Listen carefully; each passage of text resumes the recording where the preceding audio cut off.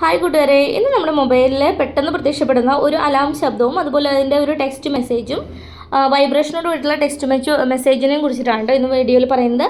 അപ്പോൾ ഇതാണ് മെസ്സേജ്. ഞാൻ വീഡിയോ കണ്ടുകൊണ്ടിരിക്കുന്ന നേരത്തെ പെട്ടെന്ന് വളരെ ശബ്ദത്തോട് കൂടിയിട്ട് മൊബൈൽ വൈബ്രേറ്റ് ചെയ്യും, അതുപോലെ ഒരു ടെക്സ്റ്റ് മെസ്സേജ് വരികയും ചെയ്തു.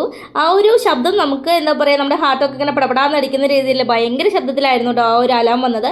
കുറേ പേർക്ക് എന്നെ പോലെ ചിലപ്പോൾ ഈ ഒരു ദിവസം 12:30 ആയിരിക്കും വന്നിട്ടുണ്ടായിരിക്കും, അല്ലെങ്കിൽ മുമ്പ് വന്നിട്ടുണ്ടായിരിക്കും. ഇതെന്ന് പറയുന്ന ഒരു ടെസ്റ്റാണ്. എമർജൻസി സിറ്റുവേഷൻസിൽ ഗവൺമെൻറ്റിൻ്റെ ഭാഗത്തു നിന്ന് നൽകുന്ന ഒരു മുന്നറിയിപ്പാണ് ഈ ഒരു എമർജൻസി അലേർട്ടായിട്ട് എല്ലാവരിലേക്കും എത്തുന്നത് കേട്ടോ.